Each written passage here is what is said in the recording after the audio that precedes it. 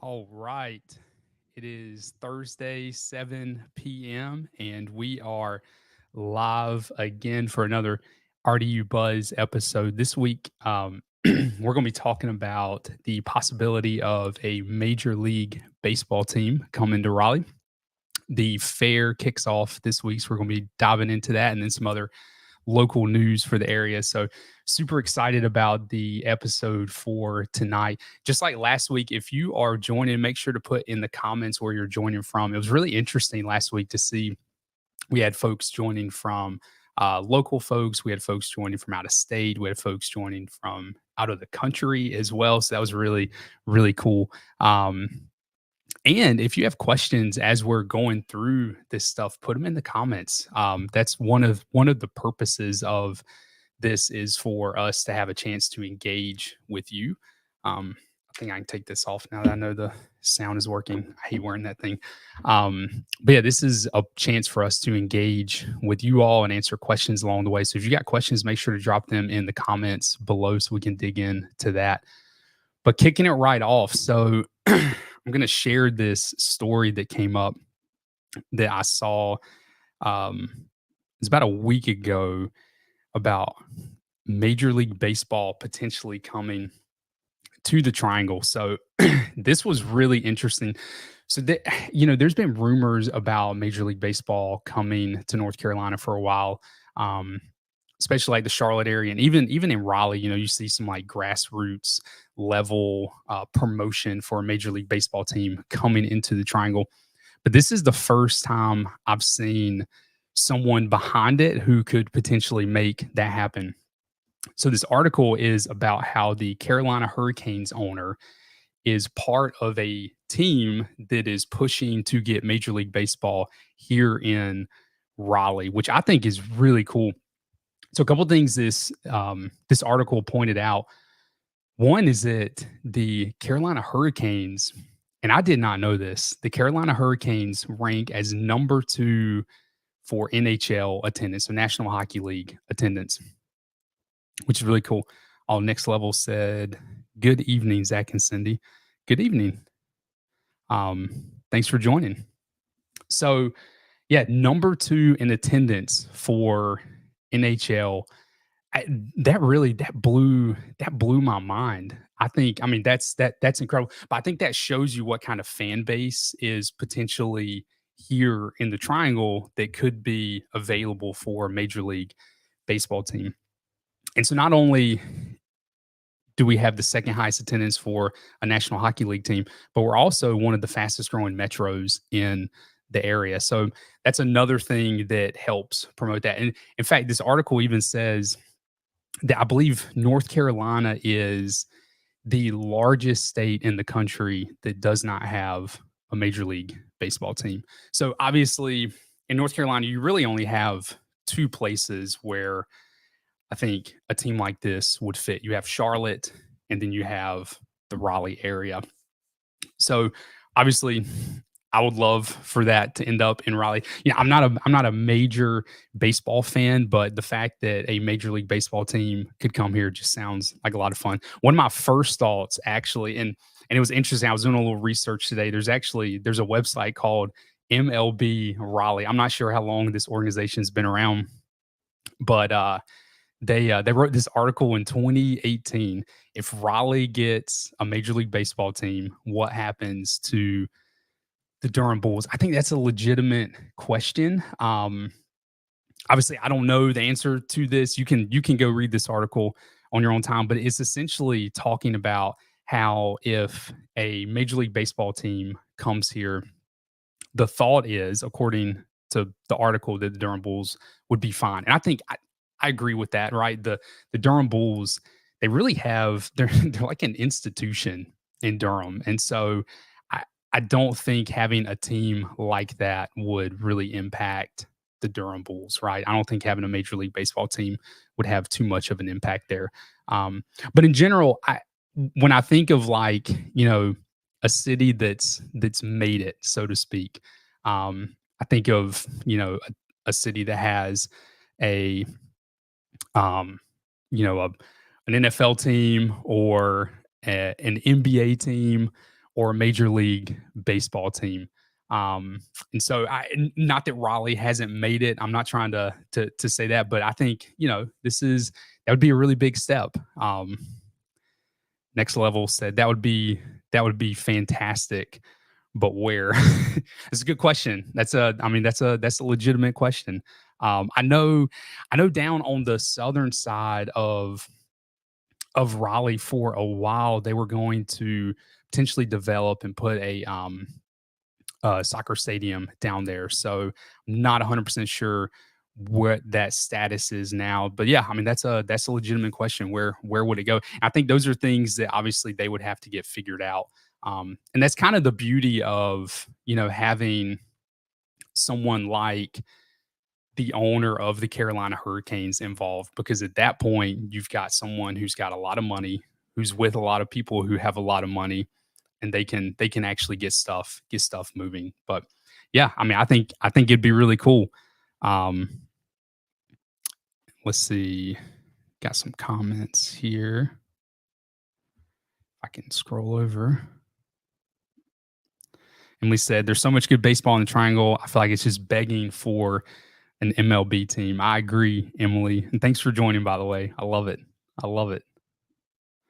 Yeah, let us know in the comments what you think about a Major League Baseball team joining the Triangle. I think it'd be a good thing. So I think it would help the area a lot.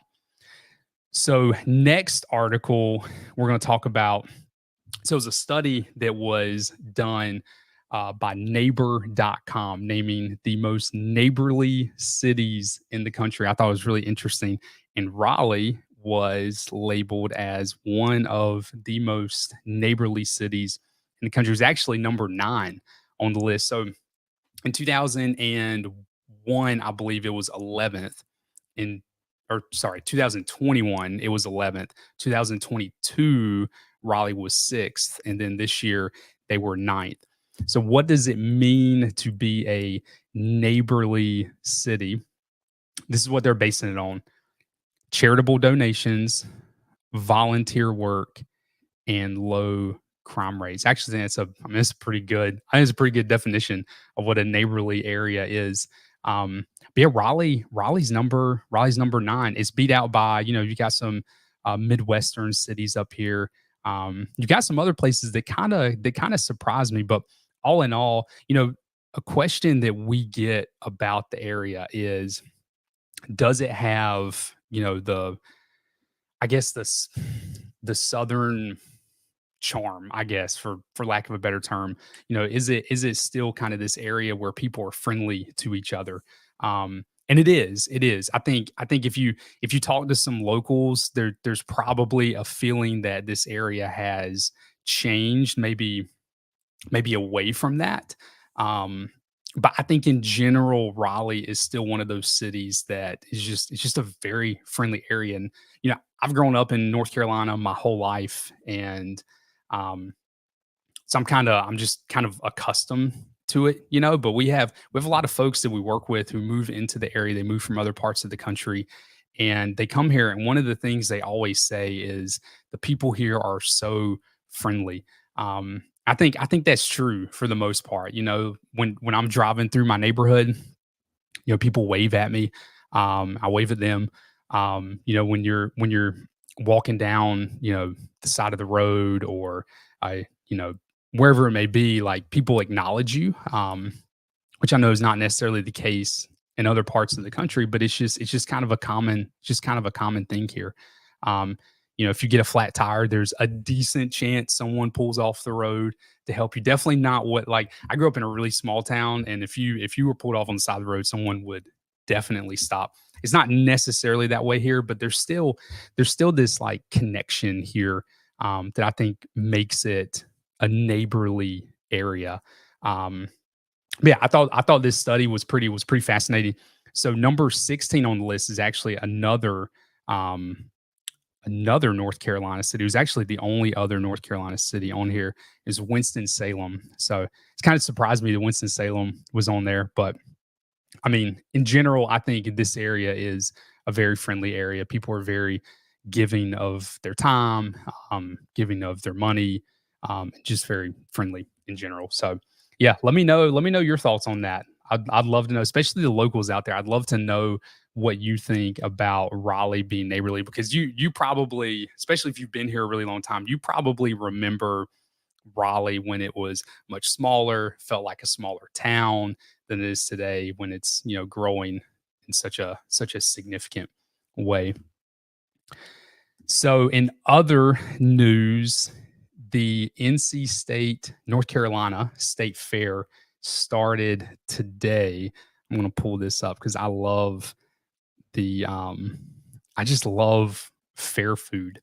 I have not been, so just disclosure, I have not been to the fair since we had kids, um, which they're almost our oldest are almost 4, so it's probably been 5 years since I've been to the fair, which is really sad when I think about it, because when before we had kids, I was like, I'm gonna go to the fair with the kids all the time. And now we have kids, and I'm like terrified to go to the grocery store with them, much less the fair. But I love, regardless of whether I go or not, I love looking at the different food options. So the fair actually kicked off tonight, or today, I should say, the 12th, which is today, and it runs through the 22nd. Um, but I don't know if y'all have ever followed this. It's an Instagram page. Cindy follows it. It's called the Disney Food Blog, and it's got like all the crazy food items from Disney. That's kind of what this feels like when I'm looking at this list of food on here from the fair. But some of these items just kind of like took me aback. But so this, right? I mean, I think I would try those. There was one I'm gonna. I mean, what if people? Who comes up with this stuff? Better with tequila margarita cupcake. I love that.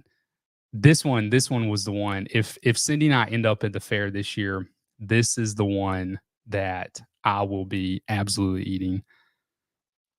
Let's see, next level. Next level said, he said, my wife and I are from New York City. We lived in Raleigh for the past 20 years, and the people are super friendly. We thought we'd move to the Twilight Zone.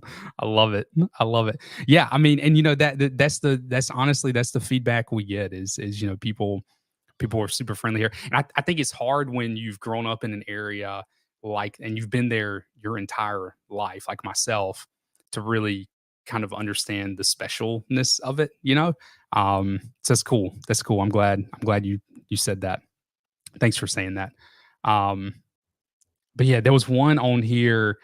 This one right here. This is the one I wanted to point out. Dill pickle donut just looks absolutely awful. So it's food like that that makes me want to go to the fair, even though that looks terrible. If Cindy and I go to the fair this year, which I give it a 50-50 chance that we will, I will get this just out of curiosity for what it tastes like. Um, so yeah, I mean that's crazy. One kind of sad piece about the fair this year, there's a section of the fairgrounds where there's like, these small clubs, like the Lions Club is there. Some churches rent out the space there. And I mean, this building's been there for I don't know how long, decades and decades and decades.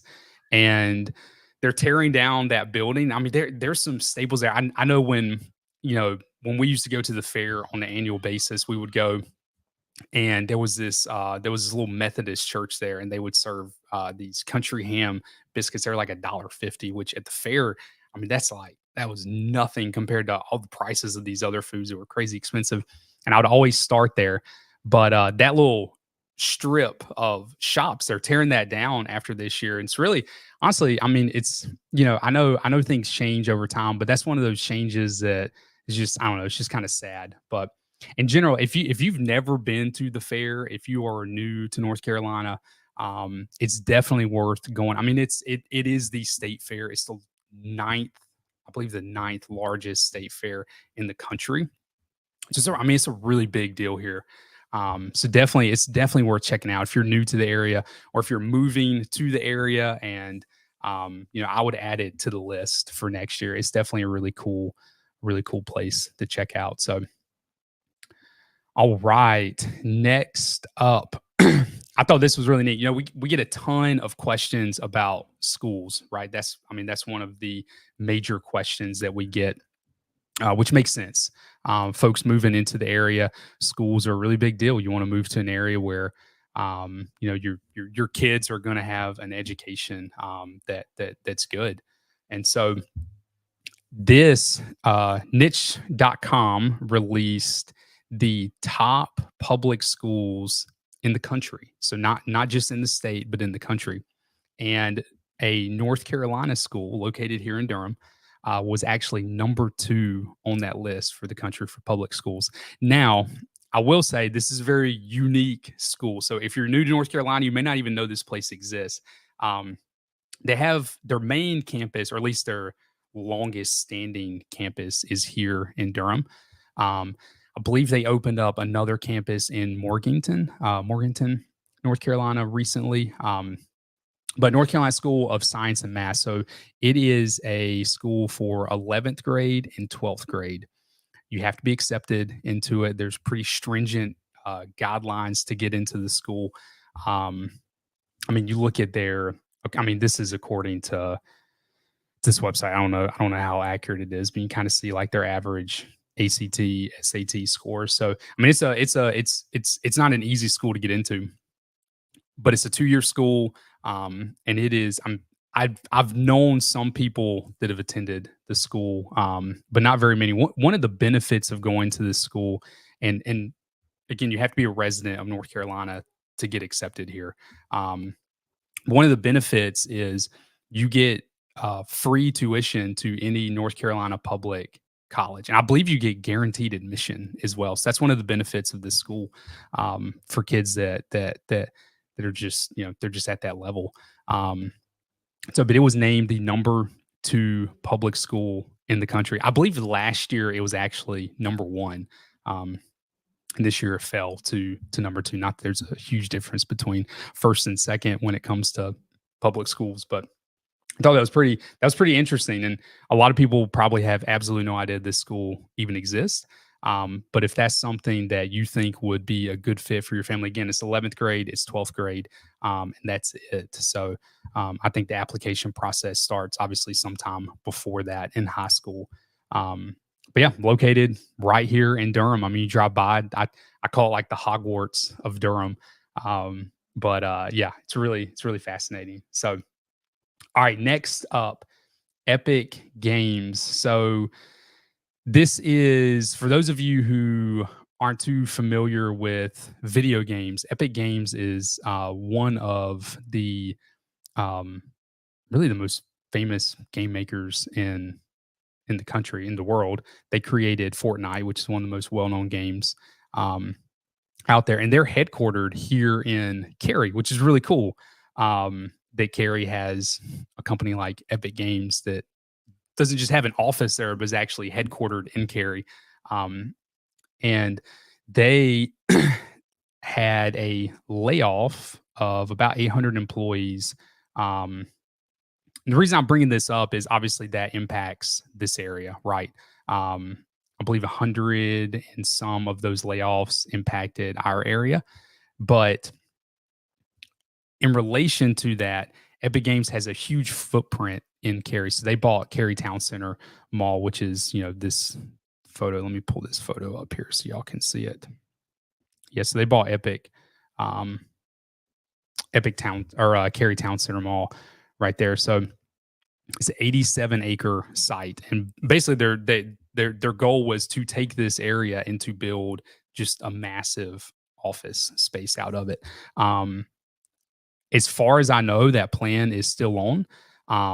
That area has sat there for a while, kind of undeveloped. They tore down most of Cary Town Center Mall, and it's just kind of sitting there now. So anyway, I think, stuff like this, when the Fed started their tightening process, tech companies were one of those organizations that got hit really hard.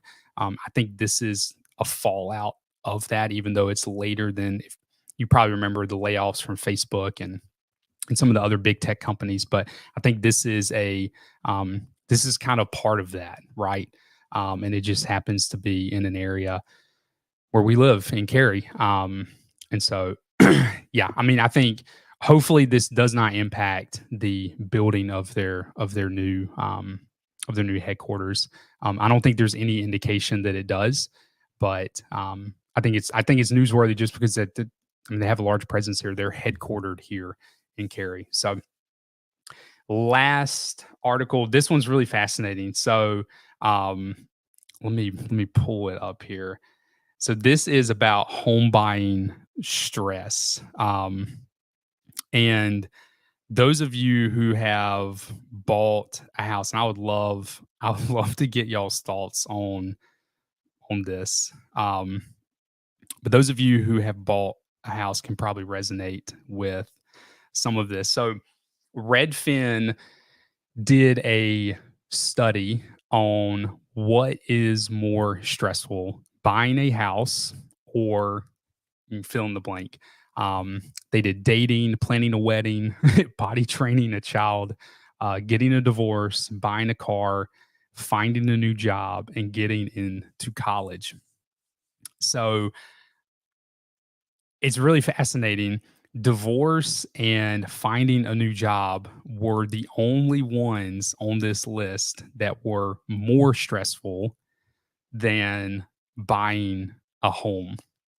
And I mean, that's looking in like this overall category, right? You can kind of break it down by generation. Each generation is a little different. But in general, when you add all these up, you get the average. This is what we're in the overall category. I would love to know y'all's thoughts with this and just know if you agree. Obviously, so dating is not nearly as stressful as buying a home. Wedding planning is not nearly well, wedding planning is actually pretty close. I didn't have a stressful wedding planning process. Um, Buying a home was far more stressful for me than wedding planning. Potty training a child, I don't know what y'all's experience was. Ours was actually not that terrible. So I would agree with that.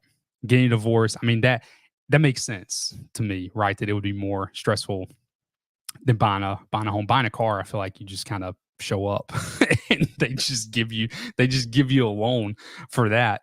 Finding a new job, I could see that. Getting into college, obviously buying a home would be, I would imagine, more stressful than that. At least my memory of getting into college was not too stressful. But you know, I saw this and kind of my first reaction was to chuckle a little bit. Um, but then, you know, there's also like a sad element of this of just how stressful it is to buy a home. And to be clear, like you can see down at the bottom, these are folks who indicated they bought a home in the last year. So these aren't just folks who, you know, purchased a home, you know, 10 years ago or in 1994. Like these are people who indicated they've bought a home in the last year. So, you know, it is, I mean, it is a stressful process. I don't think there's a way to not make it stressful. I think there's ways to alleviate some unnecessary stress by being educated on the process and you know, knowing what's going to occur. But I think at the end of the day, you know, when you're talking about how much money is involved, I mean, unless you're a billionaire, you know, buying a house is, I mean, it's not like buying a pair of shoes, right? I mean, it's the most money you will probably ever spend. Um, you can't return it, you know, the day after you buy it. I mean, you can, but you're going to lose money, and so it's just it's a stressful thing. And I think this kind of you know, when you look at some of the um, consumer reports as far as how people view the market right now and whatnot, this is an indicator of it. It's a stressful purchase. Um, yeah, I mean, our team, you know, we try to eliminate as much stress as possible, but when all those emotions are involved with purchasing a house, which they are, and you know that much money is involved, it's just a stressful process. But anyway, I thought it was a really telling study, that really only two of those were considered more stressful than purchasing a home. But hopefully as the market transitions, the process of buying will be a little less stressful than it's been over the last several years. So, but we'll see what happens. But anyway, yeah, I would love to know y'all's thoughts on this. I'd love to know if y'all agree. Obviously, the generational differences, you know, kind of strike me as well. Um, like there's things that different generations find very stressful, and there's things that other generations just don't find stressful whatsoever. Like getting, I mean, you can tell, Gen Z's at college age, so getting into college is significantly more stressful than like a Gen X or a boom or a baby boomer remembers it being. And so it's just really fascinating to look at. Um, but anyway, that is what we have tonight. So make sure to put in the comments if you're watching this out in the future next week. Make sure to put in the comments where you are joining from. That way we know what kind of content to put together. Again, this is going to be a weekly thing. I'll be here every Thursday at 7. I wish Cindy could join, but somebody's got to be with the kids. They would, who knows what they would get into. So, but anyway, thank y'all for joining, and we will see y'all next Thursday. Have a good night.